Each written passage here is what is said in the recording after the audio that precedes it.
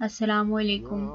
Islam hates and oppresses women. It does so in its fundamental scriptures, the Quran and the Hadith. It did so throughout its entire history. تو یہ لوگ کہتے ہیں کہ اسلام صرف دعویٰ کرتا ہے کہ اس نے خواتین کو رسپیکٹ دی ہے.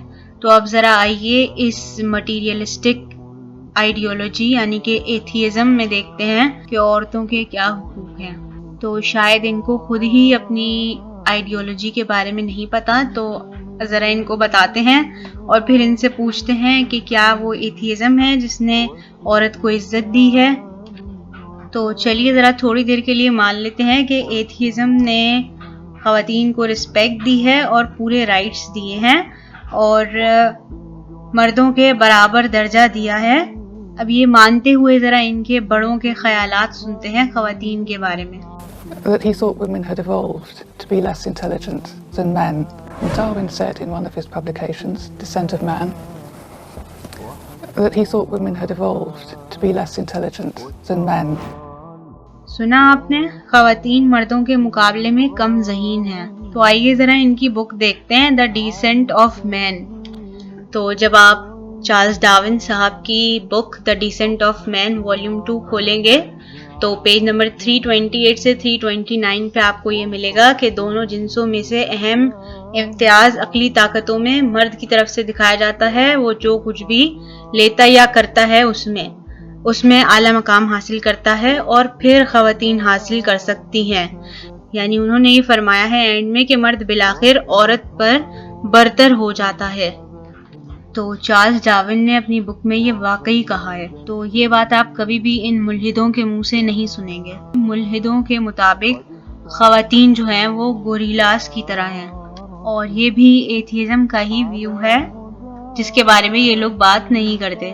تو آگے دیکھتے ہیں اسٹیفن جے گولڈ جو کہ ایک بہت فیمس تھیورسٹ ہیں ایوولوشن کے، وہ 20th سینچری میں کیا فرماتے ہیں. تو اسٹیفن جے گولڈ اپنی کتاب میں یہ فرماتے ہیں the mismeasure of man, page 104 to 105، کہ بہت بڑی تعداد میں خواتین ہیں ایسی جن کے دماغ گوریلا کے دماغ کے سائز کے برابر ہیں اور سب سے زیادہ ترقی یافتہ مرد کے دماغ کے مقابلے میں. یہ کمتری اتنے واضح ہے کہ کوئی ایک لمحے کے لیے بھی اس کا مقابلہ نہیں کر سکتا، صرف اس کی ڈگری قابل بحث ہے. تو دیکھا آپ نے کہ اتنے بڑے ایوولوشنسٹ کیا خیالات رکھتے ہیں خواتین کے بارے میں. اور ڈارون کے جو بایوگرافرز تھے جیسے کہ پیٹر برینڈ اور ایویلین ریچرڈز، وہ یہ نتیجہ اخذ کرتے ہیں کہ ڈارون عورتوں کو کمتر سمجھتے تھے. تو اب ظاہر ہے کہ جو ملحد چارلز ڈارون کی ایوولوشن کی تھیوری کو مانتا ہے اس کو ان کی یہ بات بھی ماننی پڑے گی. اور اتنا کمتر سمجھتے تھے کہ مردوں کو اور خواتین کی شناخت انہوں نے ایوولوشنری ٹری میں مختلف طرح سے کی ہے. یعنی میلز کی ہومو فرونٹیلس اور فیمیلز کی ہومو پیرائٹیلس کے نام سے کی ہے، یعنی کہ دونوں ایک دوسرے کے برابر نہیں ہیں. اور ملحدین خواتین کو بجائے انسان سمجھنے کے ایک جانور سمجھتے ہیں. اور اس کو علی عزت رحمۃ اللہ علیہ نے اپنی بک میں ایکسپلین کیا ہے. ان کی بک کا نام ہے اسلام بٹوین ایسٹ اینڈ ویسٹ. یہ تو بات ہو گئی عورتوں کی کہ ڈارون کے کیا خیالات تھے عورتوں کے بارے میں. اب یہ دیکھتے ہیں کہ ایوولوشن کو ماننے والے کس حد تک ریسسٹ ہیں. آپ کی معلومات کے لیے یہ بتا دوں کہ ہٹلر نے بھی ڈارون صاحب کی ایوولوشنری تھیوری سے الہام حاصل کیا. ہٹلر کی کتاب مائن کیمپ اسی ڈارونین نظریے کا نتیجہ ہے. تو ہٹلر بھی جو تھے وہ ڈارون کی طرح غیر یورپی نسلوں کو بنمانس سے کچھ درجے بہتر سمجھتے تھے، اور نازیز کی ارتقائی نظریات کی بنیاد بھی عمدہ انسانی نسل پر بیس کرتی ہے. The connection between Hitler and Darwin is, of course, historically a difficult connection because they were separated by a good many years. One was English, one was German. Nonetheless, if you open Mein Kampf and read it, especially if you can read it in German, the correspondence between Darwinian ideas and Nazi ideas just leaps from the page. Of course, you have to add every historical caution. Not everyone who read Darwin became a Nazi. Obviously not. No one is making that case. Darwinism is not a sufficient condition for a phenomenon like Nazism, but I think it's certainly a necessary one. اور جو لوگ میری اس video کو دیکھ رہے ہیں وہ یوجینک propaganda کے بارے میں ضرور پڑھیں. یہ ایک پروپیگنڈا تھا جو کہ ارنسٹ ہیکل ایک بایولوجسٹ تھے. ان صاحب نے ایمبریوز کی بارے میں بھی جھوٹی آبزرویشن پیش کی تھی اور بعد میں خود ہی اس چیز کا اعتراف بھی کیا تھا.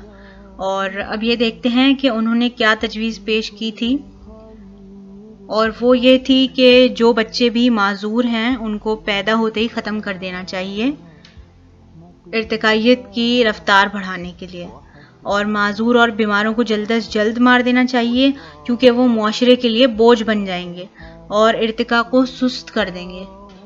تو آئیے ذرا ارنسٹ ہیکل کے کچھ کارنامے سنتے ہیں. The early vertebrate embryos don't really look that similar at all. The problem with Haeckel's drawings wasn't just that they were inaccurate, they were actually false in many cases.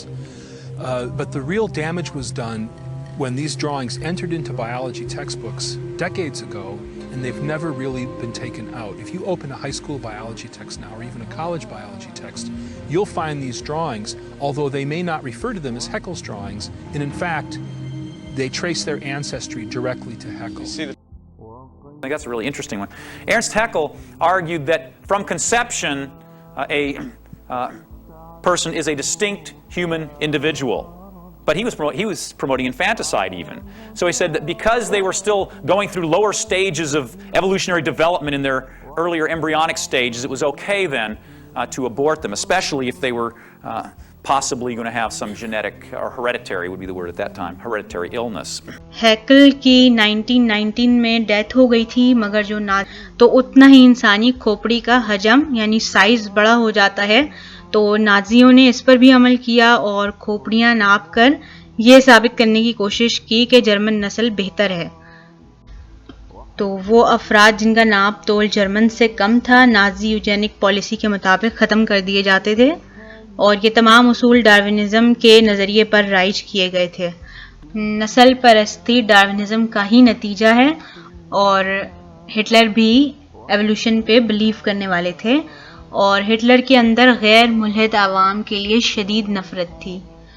جو نازیز نے قتل کیے اس کی وجہ ایک بے دین معاشرہ ہی تھا، اور بینیٹو مسولینی وہ ایک اٹالین حکمران تھے اور وہ بھی ارتقاء سے بہت متاثر تھے، اور انہوں نے ایسی چیزیں لکھی جس میں ڈاروین کو سب سے بڑا سائنسدان کہا، اور پھر انہوں نے ایتھوپیا پر قبضہ کر لیا اور ڈاروین کے نظریے ارتقاء کی روشنی میں ہی اس کو حق پر قرار دیا.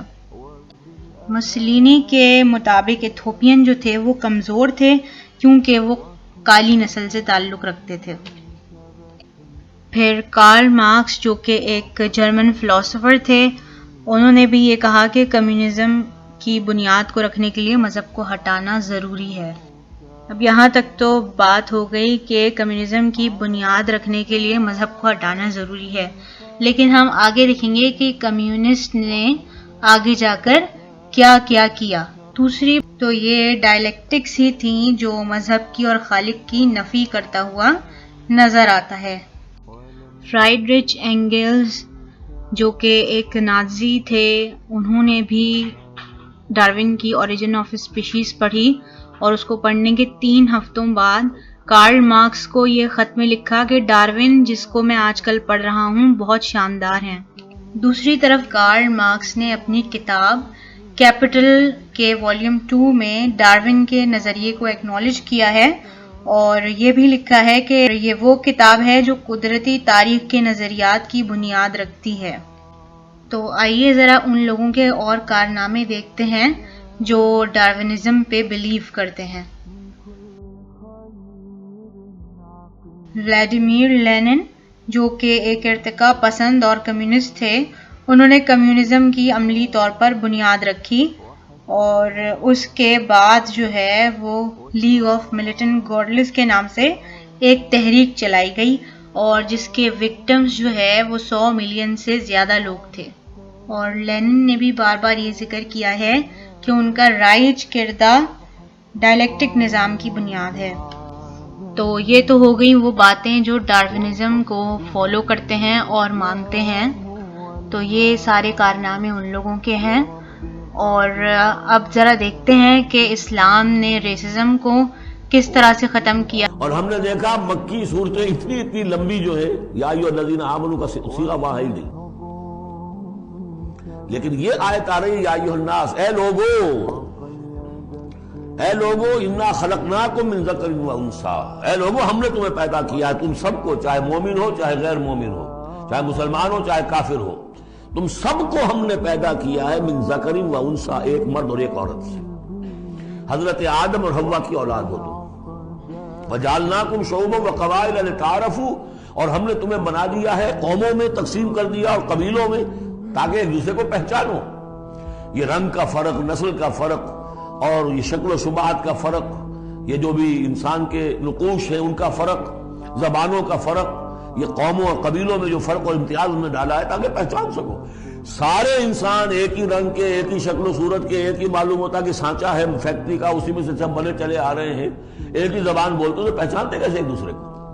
یہ سارا ہے صرف پہچان کے لیے. یہ نہیں ہے کہ فلاں نسل اعلیٰ ہے، فلاں گھٹیا ہے، فلاں اونچی ہے، فلاں نیچی ہے. جیسا کہ آپ نے خطبہ دیا تھا جو آخری خطبہ ہے حجۃ الوداع کا، لا فضل لعربی علی عجمی ولا لعجمی علی عربی ولا لاحمر علی اسود ولا لاسود علی احمر الا بالتقوی. کسی عربی کو، کسی عرب کو عجمی پر کوئی فضیلت نہیں، کسی عجمی کو کسی عرب پر کوئی فضیلت نہیں، کسی سرخ رو کو کسی سیاہ فام پر کوئی فضیلت نہیں، کسی سیاہ فام کو کسی سرخ رو پر کوئی فضیلت نہیں. ہاں فضیلت ہے تو تقوی کی بنیاد پر ہے. ایچ جی ویلز نے اپنی history of a concise history of the world میں یہ پیسج کوٹ کر کے لکھا کہ اگرچہ اس سے پہلے بھی تاریخ انسانی میں human fraternity, equality and freedom, انسانی حریت و اخوت و مساوات کے واس تو بہت کہے گئے، لیکن یہ ہے کہ تاریخ انسانی میں یہ ماننا پڑتا ہے کہ پہلی مرتبہ ان اصولوں پر بالفعل ایک معاشرہ قائم کیا محمد نے صلی اللہ علیہ وسلم. حالانکہ دشمن ہے، اس نے حضور کی سیرت پر حملے کیے ہیں بالکل وہی اسی طرح کے جیسے رشدی نے کیے. رشدی نے ذرا انداز اور زیادہ گھناؤنا استعمال کیا چونکہ وہ تو فکشن اس نے ایک طور سے بنائی ہے، لیکن اس نے وہ تاریخ لکھ رہا تھا تو اس طرح کا انداز تو نہیں ہے، لیکن باتیں وہی کہی. اس کے باوجود اس بات کو ماننے پر مجبور ہو گیا کہ واقعہ یہ ہے کہ محمد نے، وہ تو رسول اللہ تو نہیں مانتا، کہ یہ ماننا پڑتا ہے کہ پہلی مرتبہ for the first time in history he established a society based on these principles of human fraternity, equality and freedom. اگرچہ جو تازہ ایڈیشن ہے اس کتاب کا concise history of the world, اس میں سے یہ پیسج نکال دیا. اب تو ایڈیٹرز اور ہیں، البتہ پرانا ایڈیشن کہیں یونیورسٹی سے لیجیے، لائبریری سے، اور وہاں سے آپ کو وہ مل جائے گا پیسج.